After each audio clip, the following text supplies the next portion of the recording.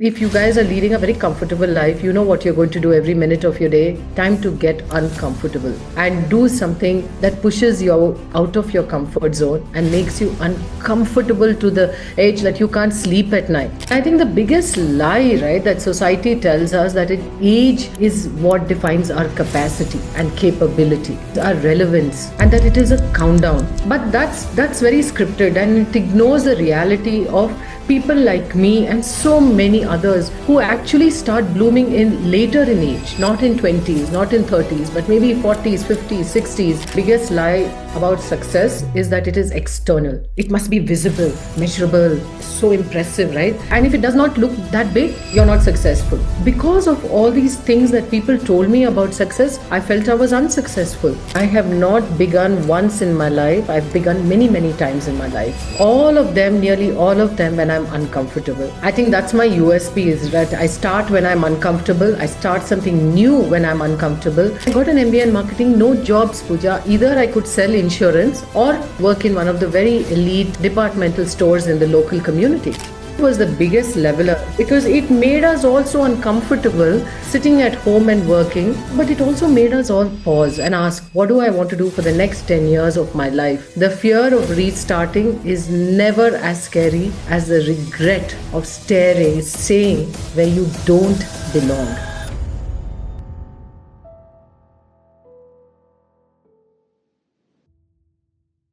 Three different industries.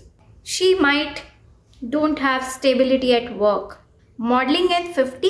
What people will think, what your kids will think. These are some stereotypes which society brought us as a woman. But in today's episode, we will decode all these. And today we have very special guest with us, Kavitha Garla ma'am, who has broke all these stereotypes. She started modeling at the age of 50. She reinvented her career again and again. So let's talk about her journey. Let's learn so many new things from her journey. So keep watching Pooja's talk show. So Kavita ma'am, welcome to Pooja's talk show. I'm really honored and happy to have you here. So कैसा लग रहा है ma'am आपको पूजा's talk show में आकर? First of all, I'm super excited and I would love to talk in Hindi. I can, but my Hindi is so bad that, either your audience is going to laugh and say, okay, let's see what else she's going to say wrong, or they're going to switch off. So मैं हिंदी में नहीं बात करूंगी, मैं English में ही बात करूंगी. So my effect and impact is speaking in English. I hope that's okay, Pooja. Yeah, that's absolutely okay, ma'am. Not an issue. Okay, so And ma'am, I'm very excited for our conversation. thank you so much. So, ma'am, your profile is so much diverse. You did lot of things. You experimented lot of things, and you are a TEDx speaker, business consultant. You have built so many businesses, and you are a mentor of so many people. And with that, you are a model also, which you started very late. So it is kind of inspiration. People say, age ho gayi hai, you are age, or now experimenting in different setup or different sector, or people have biases like, if you are 30 plus, then you're not supposed to do modeling and certain kind of profession which you are not supposed to do, but you have broke all the biases. So it is really inspiring. So just wanted to know about your journey little bit, from where it's all started, and then we can move forward. Okay. So, very briefly, because, I've shared my journey a lot in my TEDx talk. It was my first TEDx talk, and I wanted to make it very personal. So, I've shared everything. So, I'll just tell you, I'm from Bangalore, born and brought up here. I went to Sophia High School, then Mount Carmel College. I had the typical arranged marriage at 21. I got married to someone from the US, moved there. We had two kids. We lived there for about 15 years. We came back in 2004 to Bangalore, and ever since I've been living here. And I think, I've spoken about it previously. There was always this missing piece of the puzzle in my life, but I could never figure out what. It is that USP, the it factor, understanding who I was deeper. I always felt this little bit of a vacuum in my body, in my life. And I think at the right time, if people want to know how, why, you can listen to my TEDx talk. I've spoken about it. In my 40s is when I started my transformation journey. And this transformation was more internal for me to understand who I am.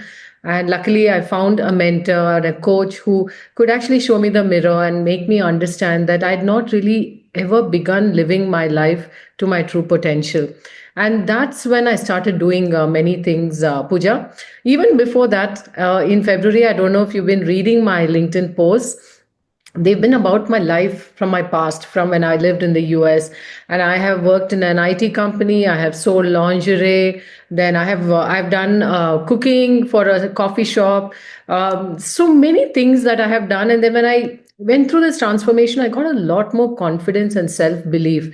And during this journey of being in the coaching and training industry, one of the things I did take up, I always wanted to um, do modeling or be in that field, glamour field, but never had the guts, never had the confidence. Growing up, I got many offers. Even in those days in school and college, photographers would come up to me and say, "Can we do a portfolio?" And I would run 1 mile. I would be so scared. Like, how can I be photographed? And then when I was in 49, 50, that itch came. Children and family said, "Come on, give it a try." Then I did my first shoot for Tanera. And sometimes when you put some things, I'm a journaler, so I journaled about this journey that I want to be in with modeling, and it just came about. I manifested it, is what I say. So that's how I got into modeling. And then since then, I've done a few shoots, and I always tell them when I audition that I don't have a size zero figure. I'm not perfect. I am. This is my age, and this is how I look. If you're okay, we'll go ahead. And many people have been very kind and said yes. And during this course of this journey, as you know, I also did business development for trainers and coaches. I'm also a moderator. I love curating leadership events. I love curating panels. I love speaking on panels. I also like doing training on executive presence. How do you show up? How do you dress up? How little small things that you do can change the way your presence is. This year, I don't know what I'm becoming, but something new is coming. Wow, that's beautiful journey, ma'am. So, if we talk about our society, so there is one set pattern society has, set for us. Like, till 20, you just go and study, and then after that, go for a job or professional life. Then go get married. Then after that, have a kid, and then after having a kid, or might be after certain age, they don't want you to pursue hobby or something like that. They want you that you just take care of family, and after that just live your life like that. So this is a set pattern of the society. So what do you think, what is the biggest lie society told us about age and success? That you need, if you need to be successful, you need to start very soon, or you need to cater only one path, otherwise you will not get successful. These kind of things we listen in from the society. So what's your take on that? Okay, so I want to answer this as two questions. Like, what does age mean to me? What does success mean to me? And what is the lie about it, right? So, I've already shared a little bit of my journey, and I'm a late bloomer, which means I started late. I started in my 40s. Not that I didn't have a career before, that I didn't have a life, but intentionally living my truth started only in the 40s. And so when people talk about age limits, deadlines, or being late, no, I just smile a little and I say, okay, if that's what you think, because my lived experience tells me otherwise. And I think the biggest lie, right, that society tells us that age is what defines our capacity and capability. that age decides our relevance, and that it is a countdown, and and there is a right time to begin, and everything outside that is called a compromise. But that's very scripted, and it ignores the reality of people like me and so many others who actually start blooming in later in age, not in 20s, not in 30s, but maybe 40s, 50s, 60s. And age does not limit us, Puja. And you will also understand, as you grow older, it actually reveals who we are, the true essence. It takes away the noise, the chaos, the confusion in our minds. When we are younger, we don't know what to do. Like you said, we follow a script, we get married, we think we have to work for 2 years, then we have to have a child. When you have a child, you quit your job, then you stay home, take care of the child, and then what happens? It becomes too late to go back to the work. Then you'll just say, okay, let my children finish college. And then what you'll do? Then you'll say they have to get married. So this kind of thing keeps happening, especially for women, right? And what happens in that, we forget the true essence of who we are and who we should be. So if you ask me, the biggest lie society tells us about age is that it defines who we are. And also another thing is, age does not close doors. It is the fear that closes doors. And I think if somewhere, if we start conquering this fear in small ways, we'll actually defy age. It's all in our mind. You are how old you think you are, and that is really the truth. This year, I'm 56, and I'm trying new things in fitness because I've gone through menopause, and I really want to get back into being fit. And I've joined a Zumba class, Puja. And every Tuesday we have a class, and I take a picture and I'm sharing it with my kids. And they said, "What are you doing? Have you seen these other people in the class? They're all like in their 20s. The average age of the class is 25, and I'm double their age." But it didn't stop me. I just go and I say, okay, you know what? At the most, I'll make mistakes. So what? Then I started realizing all of us in that class, from 20s to 30s to me in my 50s, all of us have the same issues. We all want to get fit, we all think we are fat, we all think, all the same things. So age is just in our head. Just go out there and don't think about age as the first thing. What is it that you want to do? Go out there and do it. And I know I took a lot of time for this answer. Shall I talk about success now? Yeah, sure, ma'am.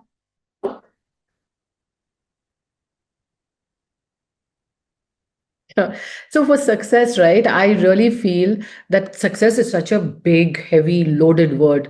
And the moment you think of success, you think of big, big things, right? I think the biggest lie about success is that it is external. It must be visible, measurable, so impressive, right? And if it does not look that big, does not count. You're not successful. And for the longest time, Puja, I also believed that. And I've never been in the corporate world, never held a title, but I've done so many good things in my life. But because of all these things that people told me about success, I felt I was unsuccessful. And yes, for some people, success is a title, a corner office, or even a designation. And for the others, it is money, it's visibility, for applause. If you're an influencer, it could be something else. And for us, like you and me, who are in training and coaching, it could be a client transformation, right? That's also success for us. And I have chased all these definitions myself so many times, not achieved it, and felt really bad. But at 56, Puja, really, my definition of success has really become very soft and much more deeper. Today's success for me is waking up happy without anxiety. It is having the energy and time to show up fully for my children and my family. It's such a luxury. If you ask me what was the best moment of my year last year, there have been many where I've been on big stages, I've achieved big things. But I will still choose to say the biggest success for me last year was the engagement of my son. That moment stands out as my success. And I did this exercise with all my friends at the end of the year, and I said, share one moment that defined your year. And believe me, many of them are in the corporate world. They've achieved such amazing things, but not one of them chose to share that as their achievement, or as that as their success. Nearly everyone shared something about something they've done with their family.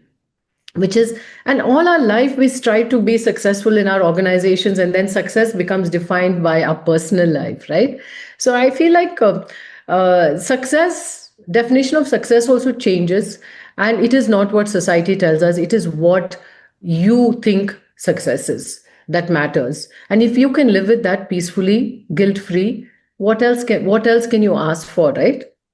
Right, absolutely. Every Because success is, definition yeah, of success is yeah, also defined by the society, as you rightly said, ma'am. Like they have feed it in our mind that, if you achieve these sort of things, you are a successful. If you have a lot of money, you have, like, correct. if a medium kind of things, if you'll ask, like you'll having a good car, you'll having a good home, and if you have good bank balance, and so little bit people know about you, or you have little bit charisma in the society, then you are a successful.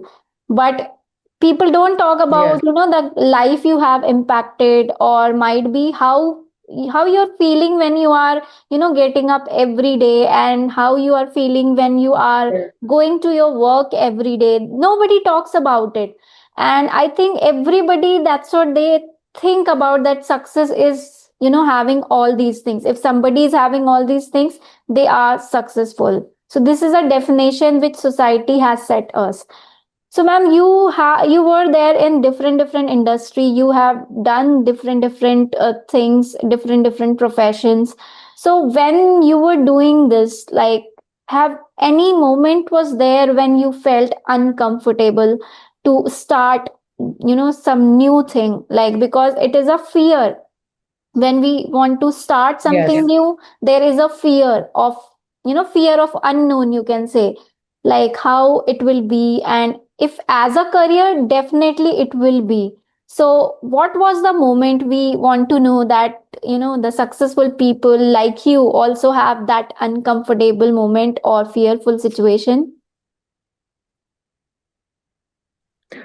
So, Puja, it's such a great question, first of all.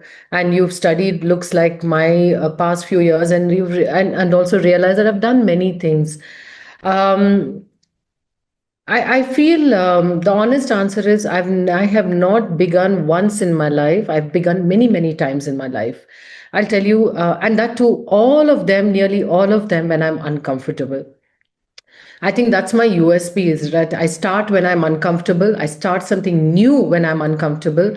And I start even though I'm uncomfortable.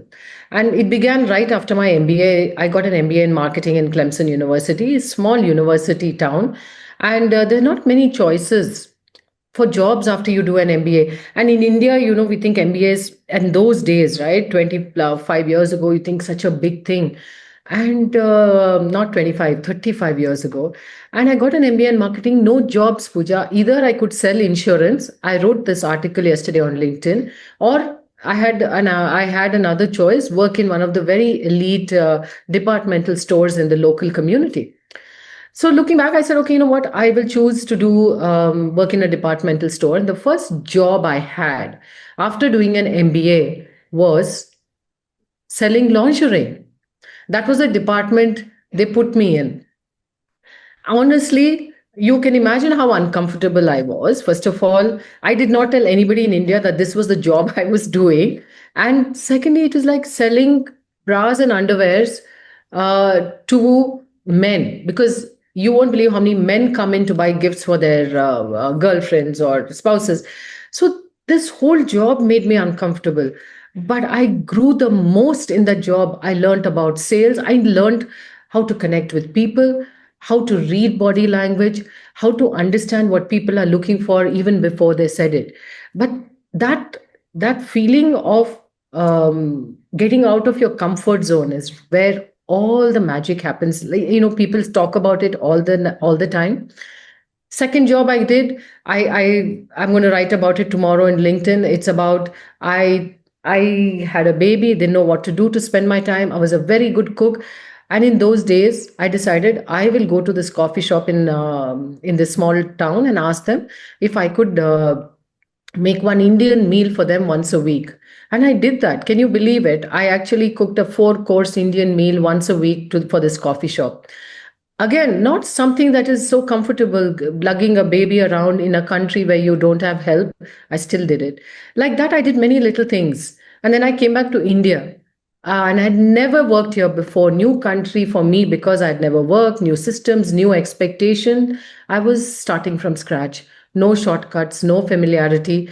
And again, I went into the healthcare industry, an industry I'd never worked before, and very apprehensive actually to get into it. I did not know what OPD meant, what IP billing meant, nothing. But again, that whole idea of being so uncomfortable pushed me to grow, pushed me to learn. And before I knew it, I started in marketing. I became the PRO of the hospital.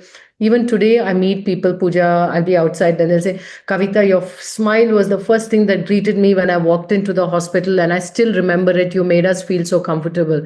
Again, for me, it taught me that I'm very good at sales. I'm very good at helping people make the right decision to solve a problem that they have. So I think for me, being uncomfortable is actually a safe space. Now I have to find something else to push myself to, bigger things. And tell me, Pooja, what do you think? Like, COVID came, right? I think Yeah. COVID was the biggest leveler because it made us also uncomfortable, sitting at home and working. Um, what do you know? But it also made us all pause and ask, what do I want to do for the next 10 years of my life? And I think that those questions that we all asked ourselves have given birth to so many new professions. So many people are decided that, okay, I can work in the IT industry and I can still become maybe a home chef. I Yeah. can run marathons. I can do so many things. And I think for me, that was when I had this idea that I'll become a solopreneur. I quit my job, and from since then I've just been on my own. And every day is uncomfortable sometimes because you're on your own. You know that, right? You're on your own. You are not only you're your own team. There is no safety net. Just the intention of adding value to the world.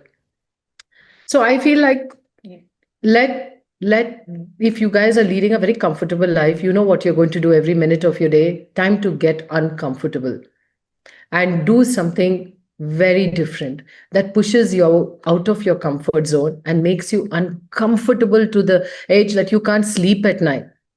Every time I had to restart the ignition, it was uncomfortable. Change is never easy.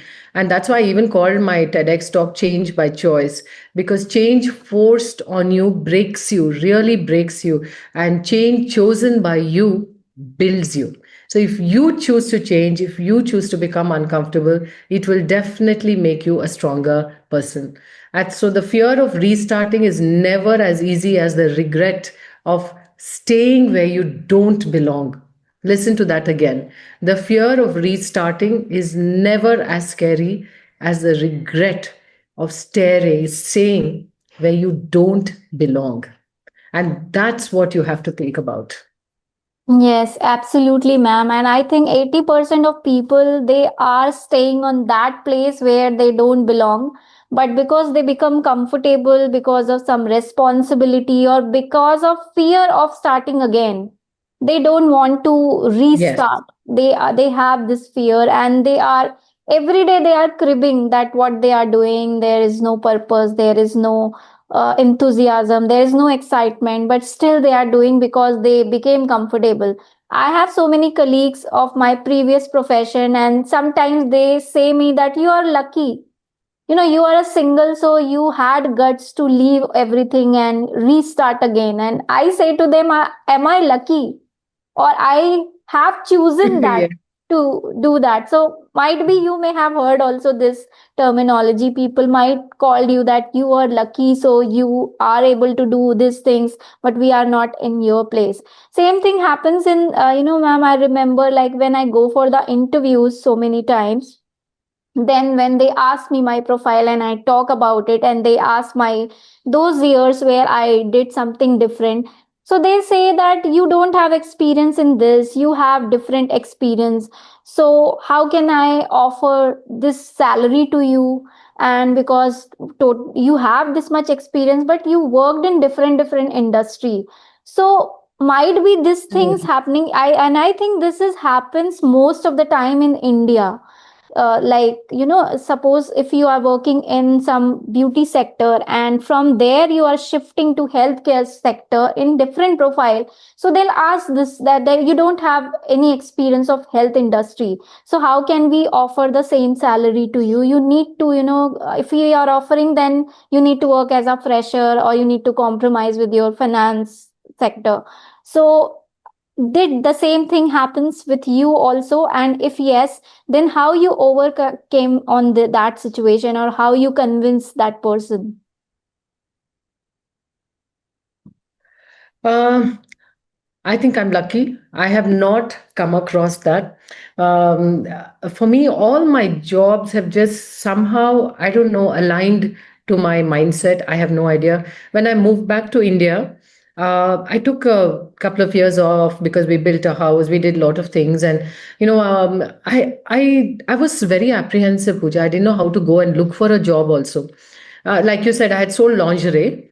Then I'd Mhm. worked in an IT industry doing writing help. I was a technical writer also for some time. And I did not want to do either of that. Obviously, I didn't want to work in a store. So, what kind of job can Kavita do? No idea. I was blank. I was very sad. I was thinking, what do I do? One day I was at a wedding, and I met one of my relatives who had also come down from Australia, and I was telling them, I don't know what to do. And they said, hey, we are starting a boutique hospital. Why don't you join us in marketing? You have an MBA in marketing. And that's how I got my job. They didn't ask me of course I went for an interview, but I think if you can showcase your self belief and confidence in an interview, and you can make the person sitting in front, that's why interview skills are so important, right? It's Right. about how you sell yourself and how you tell people about who you are, for them to get convinced that, okay, you know what, I want to give her a chance. I want to see if it will make it work. And it's all about the presence that we carry into an interview. So, if even if you worked in the beauty industry and you're moving to healthcare, I feel it's similar in so many ways. If you can find those connections, it's about people. It's about understanding what your client wants. If somebody wants to look beautiful, they want a facial. Here, somebody wants to know, where am I giving birth? Where is the labor room? Where am I going to be after? It's all connected. It's all people. So I think we have to find a way to convince others. And that's why communication skills, which you are a part of, you are big into it, is so important. And if we start developing these people skills, most people only develop their technical skills, right? They don't Yeah. want to develop their other skills, your communication, your presence. You know that how unwillingly people come into a training like, I can speak so Yeah. well, I'm good English, I know how to say one sentence, but you're not able to convince the person to hire you. What's the point? So I feel like, I think if you believe in what you want to do, it will happen. Otherwise, it's not going to happen. If you have self doubt will kill you. Yeah, absolutely true, ma'am. So, ma'am, what do you think that most of the time people have this fear? What is the biggest fear? Fear of failure, or fear of restarting again? Which one is biggest one? Okay. This is a great, tricky question. If I have to answer this very honestly, I think my first instinct is to say fear of failure. Okay. From childhood, Puja, we are deeply conditioned to believe that failure is the end of the road, that it has to be hidden. Even when we fail in our report card, our parents would never tell anyone. It was such a shame, right? To go and show the report card for a signature also was so miserable for us. I know, I remember that. It was something to be avoided at all costs. I even spoke about this in my TEDx talk, where I said that failure is not the opposite of success. It is often, and believe me, the doorway to your next level of growth. And this understanding only comes from experience, right? The more longer we live, we understand that failure is so important. If you go back and look at your life, all the bigger milestones in your career would have happened when you had failed at something. You didn't get along with your team, you didn't get that promotion, that all that made you work harder to get to the next plot. Yeah. See, after I quit my job, right, and when I was around 50, when COVID came, but I still had this very strong desire to work in a startup because I'd heard of startups, I had trained in startups. I said, why can't I be in a startup? It seems like so dynamic, so energetic, all these young people having no rules. I joined a startup, Puja, and I loved it. I manifested the job because I wanted it. And within a few days of being in that job, I realized it was not for me. And believe me, they gave me a great title, great salary. People were great. What they were trying to do was great, but I hated it. I could not be there. I did not like the environment. I did not like the politics. I did not like what I heard. But I just knew it was not meant for me. And I'm telling you, I started in January. And every day, I'm not the kind of person who will drag myself out of bed to do anything. But I did for nearly 2, 3 months. And I think I stayed there too long. You know why? Because I thought, what will people say about Kavita? First of all, she's quit her job. And now she's still gone to the startup and she wants to quit within 2 months. The story in my head was, if I quit, what will people think? They'll think of me as a failure. But the day, I remember March, end of March, I went and handed in my resignation. I can't tell you the kind of freedom I felt.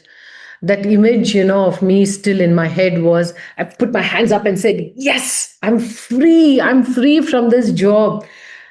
Crazy, but true. I gave up a big title, I gave up a big salary, but something became very clear that day.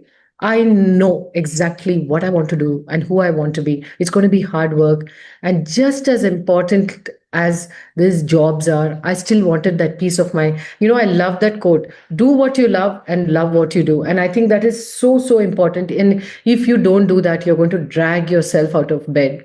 So failure taught me clarity that success never could, honestly. And it gave me a chance, Pooja, to ask what else. Otherwise, what happens? We all condemn ourselves to settle for what is.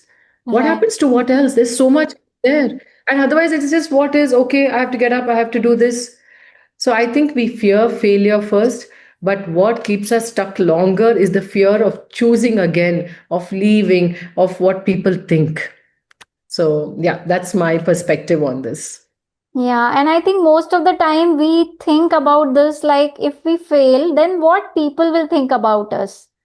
Yes. So what We want image or validation perception they always. will form about us. I think that is more scary than anything else. And because of that, people stuck in the loop and they don't even try for that.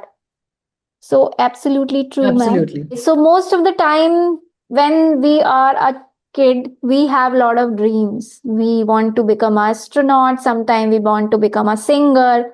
But as we reached in our college, our number of dreams decrease. And as we reach to the professional world, we see the reality. So what do you think? Like people quit their dreams or they quit on themselves? What do you think? Hmm. Okay. Um, Very profound question, Pooja. And I think I believe, okay, I think people believe they quit dreams first. But what actually happens is far more painful and quieter. When you're doing something you truly care about, right? It is not always easy or glamorous or all the time. You know that, I know that, especially with us solopreneurs and entrepreneurs. There are so many phases of downtime, no calls, no work, no visible progress. Um, my friends and I talk about it all the time because most of them are solopreneurs, entrepreneurs. And honestly, even with myself, the last 1 or 2 years, I felt that way. I feel so alone at times. And what happens when you feel all this, right? The biggest culprit comes into our life, which is self doubt. And self doubt is one of those things that just creeps up on you. It's like this that that black buchi, that we call it kamli buchi in Kannada. It's like this black thing that is there in the rain. It just creeps up on you. It doesn't even hurt you in the beginning, right? It's not loud, but it creeps up on you.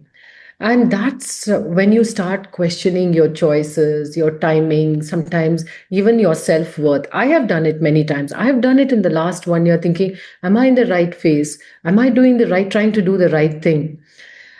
Am I in the right path? Should I be doing something else? Is something, I've even asked myself, is something wrong with me for feeling all this? And this journey can feel very lonely, especially when you're younger, right? It feels even worse. And when this self doubt sits inside of you very long, something happens. People do not quit their dreams in, like, this one big dramatic moment. No more, I'm not working here. But what happens, Puja, is they quietly stop believing in themselves. And that's the danger. And when once our self belief is gone or starts eroding, the dream has nothing left to stand on. There's no foundation for the dream if you yourself don't believe in that dream. So they don't usually die suddenly. They just drain you like a battery, right? When belief keeps leaking because of the self doubt, the battery keeps leaking. And it's in these moments that I feel that we have to not panic. We have to not give up. It's not something you've done wrong. I look at these moments when self doubt comes into us as those moments that we are stretching, we are growing. For me personally, I like to speak it out. I want to say this to people who are feeling this way or feeling angst, who don't know where they are headed. Don't sit with it alone. It'll eat you up, it'll consume you. Mm. Find a coach, a mentor, a good friend to talk about it. Because I'm telling you, this is one of the biggest culprits in our life, self doubt. And it's not just in professional career, it's in our personal career, it's in our relationship, right? It really, really grows in silence and shrinks in conversations, shrinks us. So, if I had to answer your question honestly, dreams do not leave us first. We step away from them and we stop backing ourselves up. But the beautiful thing is this: the moment you start to believe in yourself again, even a little bit, the dream is still there and it is waiting. Maybe it's changed shape, but it is still there. So dreams rarely die. They wait for us, Puja, to return to ourselves. And I think that's the most important thing. Dreams change shape, but they're still waiting for you. Right. Wow, absolutely true. And I believe on one thing, ma'am, like, I don't know, but it happens with me. So I believe in one thing, that we don't choose our dream chooses us. Wow. So Beautiful. in my case, Beautiful. I think so, because I never, I had no idea about this training and coaching. Matlab, there was no connection, and I didn't know, and I don't know how I land up in this industry, and I became full time coach. And when I started doing it, I really started enjoying it.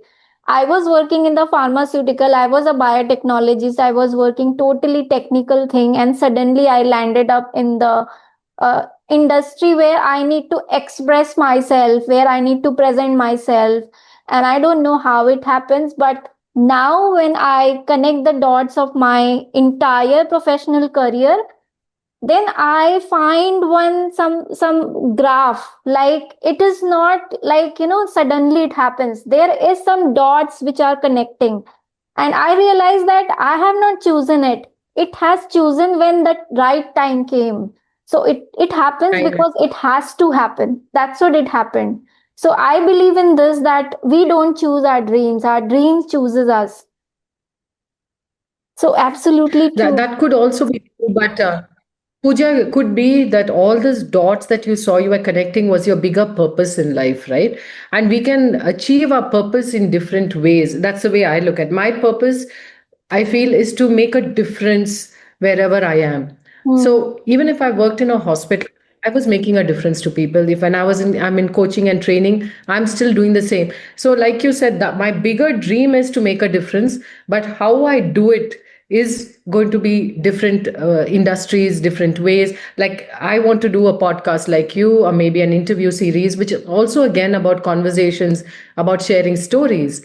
But again, it is linked to my dream or my purpose of doing something bigger, doing something for others. So it's you've said it beautifully, dreams find us. And I think it's all about alignment. We manifest all these things into our lives. Maybe somewhere along the way, we have planted a seed that we don't know about. Yeah, absolutely true, ma'am. So, ma'am, if I ask, like, if starting over, restarting was normalized in this world, then how the world look like? What do you think? Okay, Pooja, I think it's a double-edged sword, if you ask me. If we normalize starting over too much, right, we risk creating a world where people, give up or bail at the first hurdle. Hmm. Especially the younger generation, they're like, oh yeah, we have a problem, let me try something else.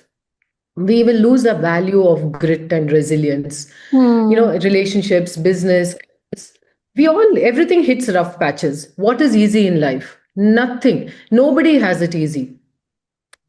If we just start over every time it gets uncomfortable, we would never build this muscle of resilience. So I think we have to be very careful when we say we want to normalize starting over. See, if you like, I go to the gym, right?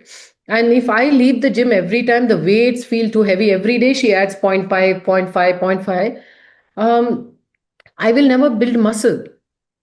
Some resistance is not a sign to stop or to begin again. I think it is how we as human beings build our strength. So I think starting over being normalized would be a good thing, but only up to a point. I say this because I've started over many times, but each time it has come very intentional with a lot of reflection, not impulsively jump into something. Yes, even the startup, though I failed, or I don't think I failed, though I gave up on my that one dream, I knew it taught me a lesson, but I thought through it before I joined. I just didn't impulsively just say, okay, I'm going to do a startup. I knew why I wanted to do it, but the why of that was not correct for me. So I had to leave. But I've also, on the other side, I've seen people, right, especially younger professionals and all these startup founders who are all the rage today, who are very quick to restart. The moment things get hard, funding slows down, growth plateaus, or that validation they're receiving from the world stops, they want to move into the next big idea. That's where I feel starting over and normalizing this would be a mistake. um, Not every hurdle is a signal to quit. Hmm. Not, and some phases are meant to be worked through, don't you think? I mean, otherwise, how do we grow? There is difference between starting over, and then there is also running away. And I think that's what most people do. They want to run away from all the hurdles and the difficulties that they're having, instead of thinking, strategizing, and thinking, how can I make it work?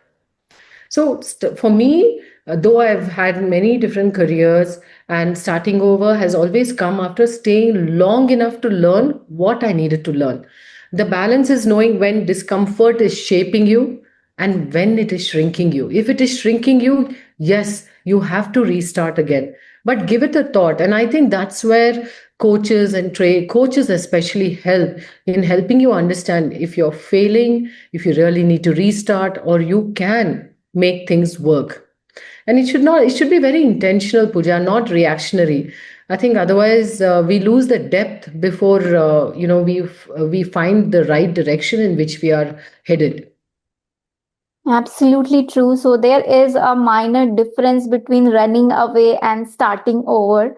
So as ma'am said that we need to know that when we need to restart, and because if we'll not fight for it, if we are not fighting and just dealing with the situation, so we will not never develop the idea of, or might be the muscle of resilience, as ma'am said, which is very necessary to deal with the life and life other situation. So going ahead My, and my mentor, yeah, ma'am. no, my mentor always, if you get three or more signs showing you that this is the wrong direction, it is the wrong direction. So wait for three signs to tell you something is not right, and then you start evaluating it. Wow, it is a good factor, and I think it is a good measurement factor which will help people to decide. Yes. So conversations help us to heal. Conversation help us to come out from our what do you say, the negative phase. Whenever we talk to our friends, our loved ones, we feel happy. But do you think that conversation or single conversation has ability to change someone's life? Like it can hit in such a way that person is really wanted to rethink, or whatever they are doing, it can change somebody's life's direction. Is it possible? What do you think, ma'am? And who is the best person to answer this? Puja. You hold so many conversations on Pooja's talk show, and you are inspiring so many people, Pooja. So you know that better than anyone. It's exactly why you do what you do, and honestly, this is why I'm heading in the direction of your what you are doing. I truly believe a single conversation doesn't just change somebody's day or somebody's month. It can actually rewrite destiny. I have seen it happen, and I am living proof of that, right? When I met my mentor, I just went up to him because I wanted to improve my children's communication skills. Um, but what he did was he held up a mirror to me. He did not give me advice. And in that moment, he just told me who I am, what my lacuna is, what I need to do to live a life that is fulfilling. It was a moment, I've described it in my TEDx talk, that one conversation with him changed the direction of my life, my career, my confidence, everything that I didn't have and I wanted. I told you, right? I felt that missing piece of the puzzle. I found it with that one conversation. He just asking me one question really shattered the script I was living by. The 1 hour didn't just shift my career, or I didn't decide tomorrow I'll become something else. It just shifted my heart and soul.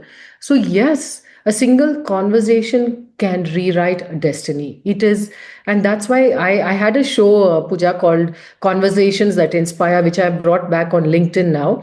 Oh, wow. I like to talk. One of the skills that Puja, that in today's world that is missing is what? Listening skills. We Yeah. all want to share our story. We all want to talk. You call your friend after a long time, and you think you want to talk, but what happens? The other person starts talking. What Yeah. happens when we start telling a story about ourselves? Oh, I went here and this happened, that happened. The person in front of you is actually not listening to your story. They're thinking, what is the story I can tell which is similar to this which happened to me? Do you agree? Yeah. And I experience this again and again, right? I'll be telling a story. People don't even give it a minute to observe before they start talking about themselves. And that's why I think we need to have deeper conversations. We need to listen to people more, to what they're saying and why are they saying it. If they're sharing a story with you, did it do something to them?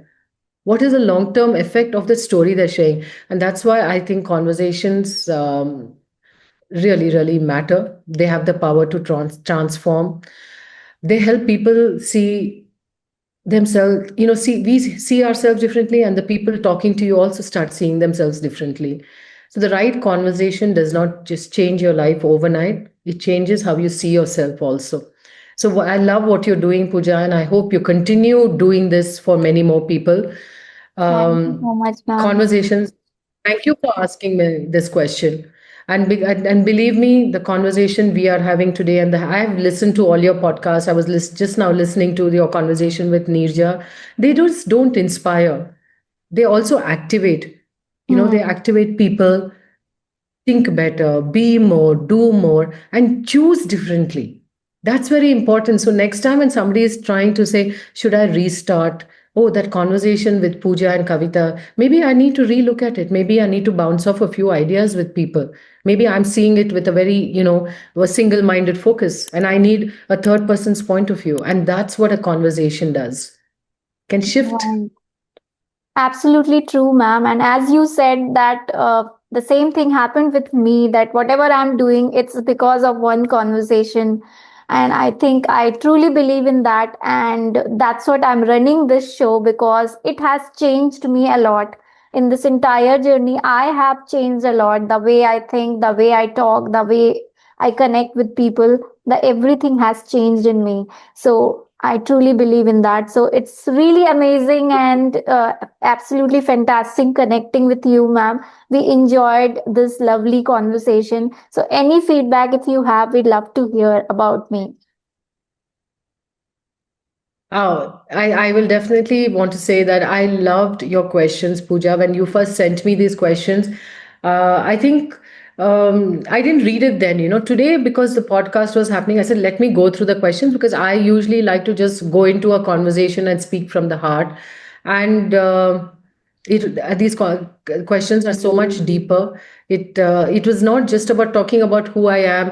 I can tell stories about my life, but you've made me think deeper on things like success, on age, and about restarting. All these conversations we don't have very often with people, and so I want to appreciate that about you. You listen. When I say you listened, you read my story, but you went deeper into what questions can I ask Kavita, which are not the regular, oh, what did you do at 42? What did you do at 50? It's not about that. It's deeper. And I really, really appreciate that about you, Pooja.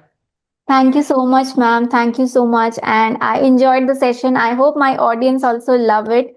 So I'll see you everybody in the next episode with one more new guest. Thank you for watching us. So, friends, I hope you would have enjoyed today's episode and learned so many new things. So, now you need to do three things. The first thing is that if still you have not subscribed our channel, you are new to our channel, please do subscribe and hit the bell icon.